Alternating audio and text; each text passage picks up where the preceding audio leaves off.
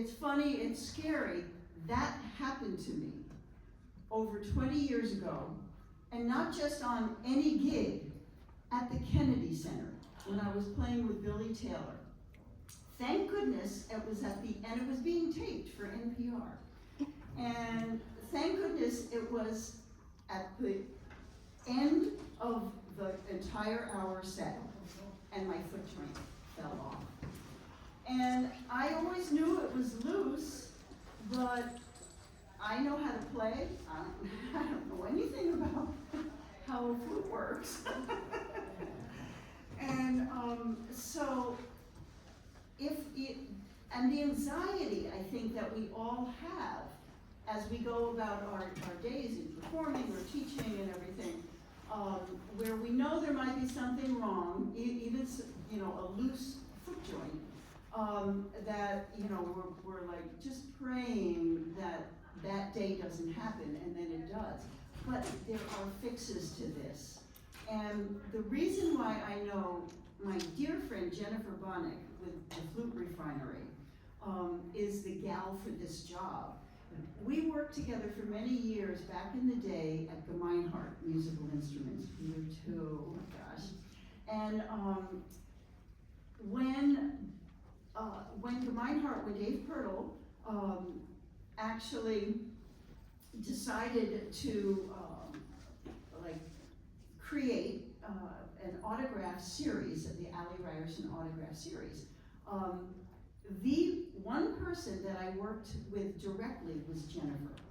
And she was my translator. I was the performer, and she translated everything I said in terms of what I love about the fingering, just every aspect of my instruments. And she translated what I needed in my instrument to all the technicians at Gemeinhardt. And so I ended up with the Alley C and the Alley Alto. And so having said that, I would love to introduce Jennifer Baunoch.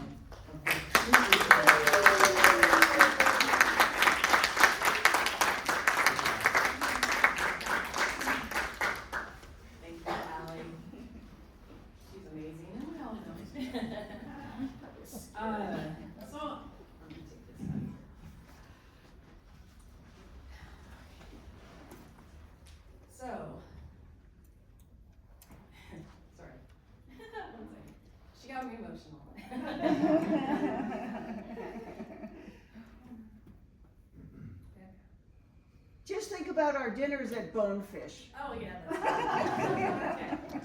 When I was 13, I decided to go into a career of babysitting. And one thing that I felt was gonna make me more legit with the parents was to go to this thing called, and I got a certificate at the hospital. My mom took me, it was training called the Super Sitter Certificate. And it was a 2-day series, and at 13, I learned how to give CPR, how to do the Heimlich maneuver on infants and young children. Fast forward, 16, learning how to drive. I learned how to stick shift, and obviously creates more complications trying to remember everything you have to do. And I also learned how to use these jumper cables, how to fill the gas tank, how to check the oil. What do I do if I have a flat tire or the air is getting low? What do I do? That's 16. My junior year in high school, my parents were able to come up with enough money for my first silver flute. Okay, you guys know how I'm with my people, you know what this means. And it was a gorgeous instrument, and it got me into DePaul University as a performance major. And the first year was really tough.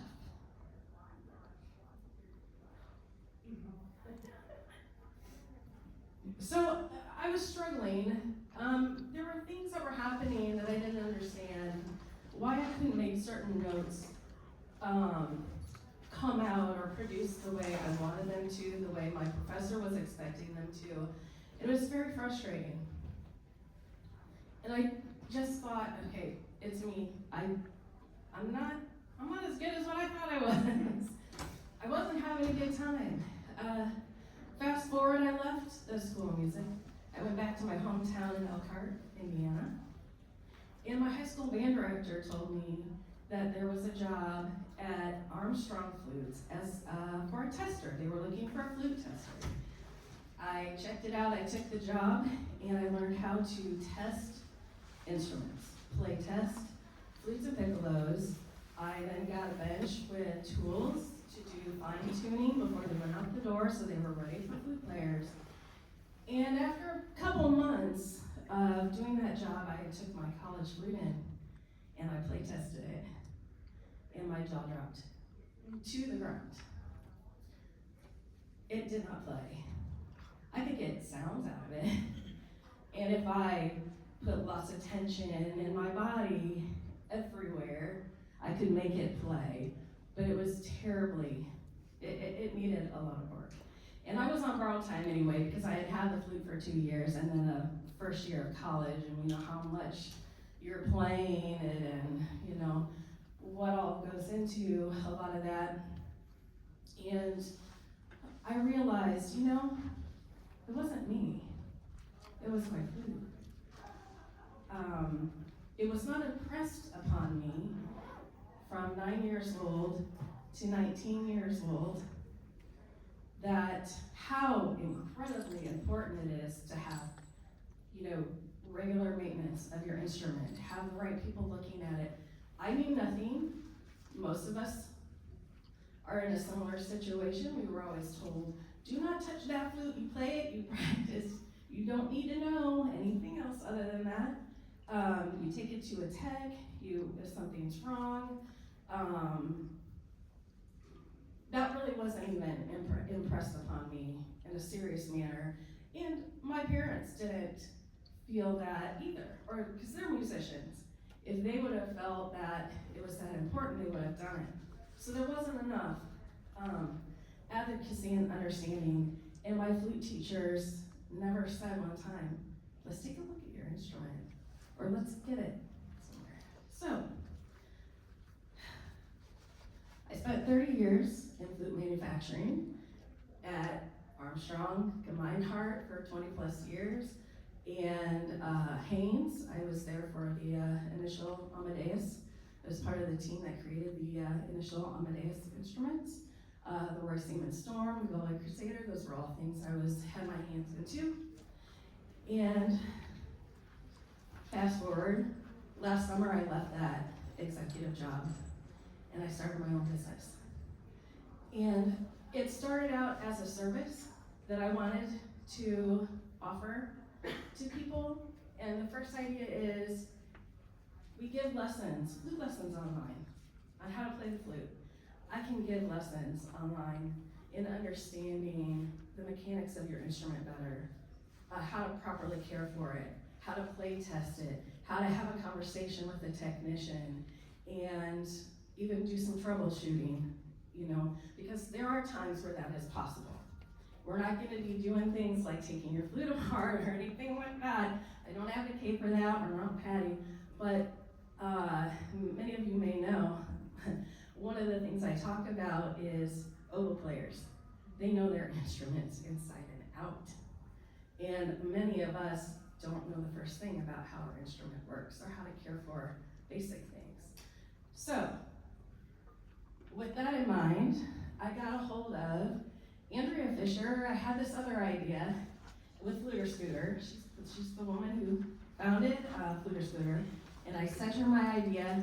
She made this gorgeous bag for me. She did a beautiful job.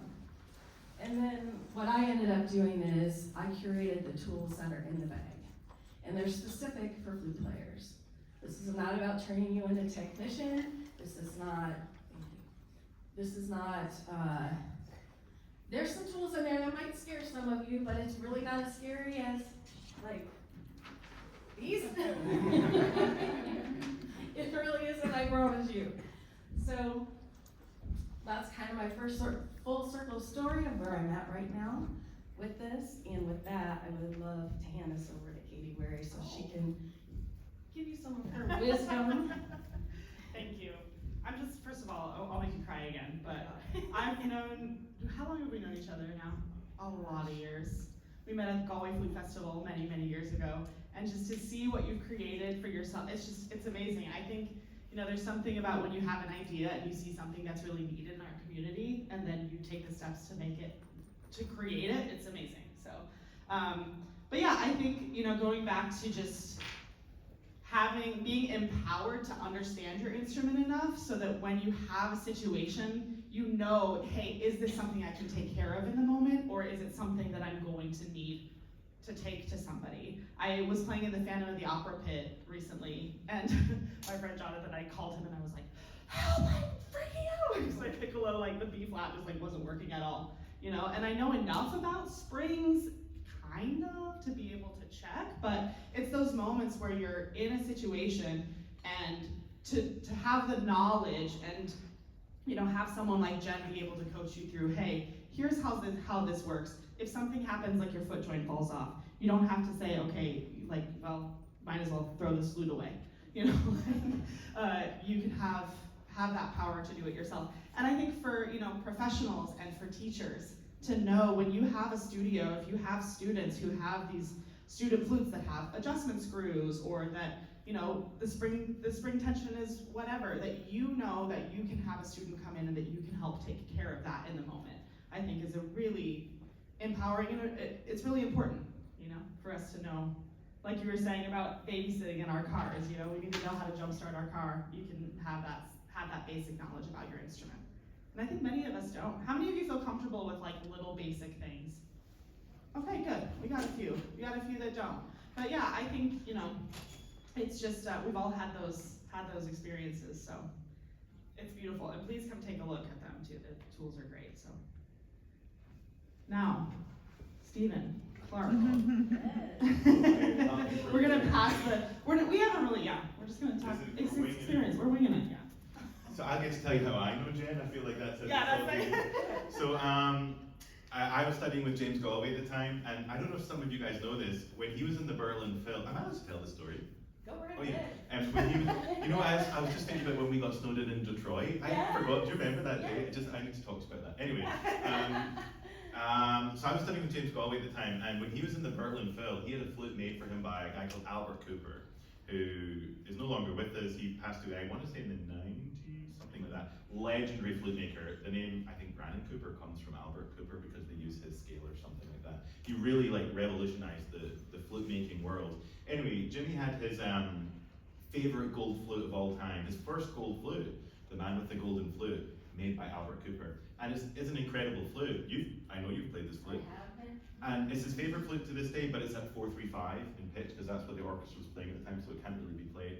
Anyways, he trusted Jen to take this flute and his favorite head joint from this flute, and she will explain it better than me, but essentially MRI scan the head joint and replicate it in this machine that rebuilt this head joint, which you may have heard of. It became the Gemeinhardt Crusader head joint. Anyway, at the time he came up to me and he said, I want you to try these 4 head joints. They're made by Gemeinhardt. And I was like, I'm a bit busy trying to practice and learn how to play the flute. Anyway, I played these head joints and I was like, this isn't right. They were incredible. They were not expensive head joints. And then he said, you have to meet someone, and he introduced me to Jen, and you gave me the whole flute. And there was this, we spent about an hour together, and I just played this flute, and I just couldn't believe it. You guys had done miracles, literally the most incredible thing. And that was when I thought, okay, she's someone who really knows what she's doing. And we kind of stayed friends, and you have advised me many times about fixing flutes. And then once we got snowed in Detroit, I was there playing, I was doing Detroit Symphony, and I can't remember why you were in Detroit, and then there was loads of snow, and you ended up sleeping on my couch. I can't remember. It was a whole thing, and we opened a bottle of wine and had a great time. But I have had many repair issues with my flute. And that's just something that really helped was changing flute case, but that's a whole other conversation. The worst one that springs to mind was some years ago in my previous life. I was booked one of my very first like concertos. I was booked with the National Symphony of Vietnam. Have you heard of them? It was a great gig. And I went on tour with the National Symphony of Vietnam in the Middle East. We went to the Middle East and I played Mozart G major. My first time as well playing Mozart G with an orchestra. The reason being orchestras don't ever hire Mozart G because there's 2 flutes in the orchestra. So it's a more expensive hire than the D major concerto where there's no flutes in the orchestra. True story. So we all get to play Mozart D all the time, but rarely get to play Mozart G. So it's my first time playing Mozart G, and we're doing 3 concerts back to back, one in Dubai, one in Abu Dhabi, and one in somewhere else. And it was the very first night. We'd done the rehearsal, everything was going well. I was absolutely stressed. I'd taken like 25 beats blockers, and it was the first thing, and it was all going really well. I was very nervous about the first movement, cadenza, and it went well. And we got all the way through to the 3rd movement, and I relaxed. And then we got to towards the end of the 3rd movement where it goes dun digga digga digga digga digga dum. Do you know the bit I mean? Yeah. Like I know it all sounds like that. And I picked up my flute and nothing came out. Nothing came out, and I thought, uh-oh. And I literally didn't know what to do. There's like 1,000 people staring at me. And I continued to play and like nothing came out, and the orchestra kept going, and you heard the audience go, and I looked at the flute and I had no idea. Luckily the 2 flute players in the orchestra, they only play in the slow movement. So this guy, who I'd never met in my life, just like handed forward his flute, and I played the last 2 lines on his flute. And it was horrendous, but it was great for business. The audience loved it, of course, and like people took videos of it, and it was an amazing thing. But the next day I had to do the concert again, and I Zoomed a tech, and I said, I need help. It wasn't Zoom back then, it was Skype. I said, I need help, what do I do? And it was a really quick fix, but I did not have the equipment to do it. And it became such a problem, and for the rest of the tour I had to play on a borrowed flute. And now that you have sent me this is my thinking, like if it ever happens again, I'll never go on tour with the National Orchestra of Vietnam again. But you know, if it ever did happen, I would have the tool now that I can call you and say, how do I do this? So I mean, I'm a bit nervous about fixing flutes, and my students even come to me with their little flute issues, and I'm always thinking, I could make this so much worse. So I would never do it without support from a professional. But also I do need the equipment to do it, which I never had until you sent me this a month ago. And it's just kind of fancy, like I saw you carrying it yesterday, and I said to you, have you made it into a handbag? Because it kind of just looks like a really nice handbag. If you guys, can I have them pass it around? They can kind of look at it. Yeah, absolutely. I made that all up, is that okay? It was perfect. I would really like to ask Peter Verhoyen to come up and share his wisdom, because I know he has a lot. You have a lot of wisdom. I don't know if people expect wisdom from a piccolo player, or more from a flute player. Jennifer, I'm so happy to be here with you, because last year we met in Atlanta, and you told me that you were starting a new enterprise, and I know it would again be something fantastic. You did such a good job at the Weingarten. I met Jennifer for the first time in Omaha. For me, living in Belgium, in Bruges, Omaha, I didn't even know where it was. It's in the middle of the United States. I had such a good time, and I immediately came to tell you that it's so fantastic that you made a piccolo that is affordable and high quality. Affordable and high quality, because my students, they suffer. They have to pay $12,000 for a piccolo now. It's getting really crazy in the world. And then the problem is also that flute repair is a very expensive thing. I don't know how it is here in the States, but in Europe it's difficult to find somebody, and then you have to book. You have to try to find a moment that they will take care. So self-help is very important for us as flute and piccolo players. And it's very strange that nobody got this idea to make something that really has all those things. It was like getting a Christmas present from you when somebody rang at the door in Bruges, Belgium, with this beautiful thing that you're seeing now. And it's not only beautiful, there's a lot of thinking got into this little bag there. Even the screwdriver and the screw hook, these tools are of such good quality. It's actually what I have been looking for already for such a long time. So and it's more than just selling a product. There's some commitment and passion going with them. And I know you want to do good. You're send it out for evaluation. People will give their thoughts. They will be able to connect to you and find out what to do with all these things. I'm very excited excited. I'm really looking forward also to tell people over in Europe about this fantastic project. And yeah, let's give her an applause. It's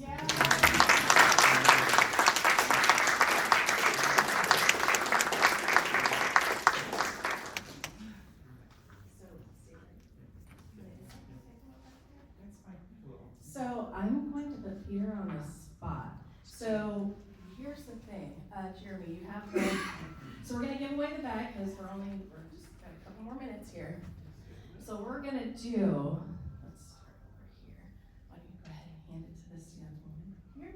So here's what we're gonna do, it's kind of like a little bit of a musical chair. So some of you might have to get up and stretch just a little bit. So Peter, if you would turn your back to them and just start playing a little whatever. And then when you decide to stop, whoever has the bag wins the bag. So as the music is playing, you have to keep passing it around. I think we should all stand up and we should do a bit like Oh, polka there dance. we go. Okay, let's go. Okay, let's do it.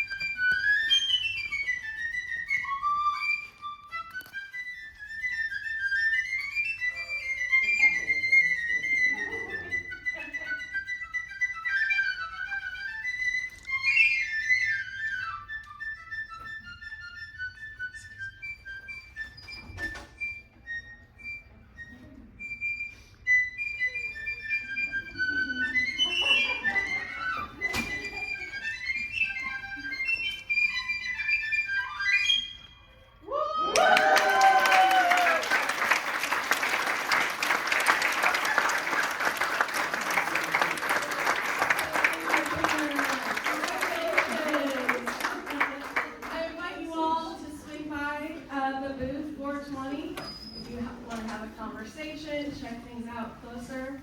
Thank you so much for being here.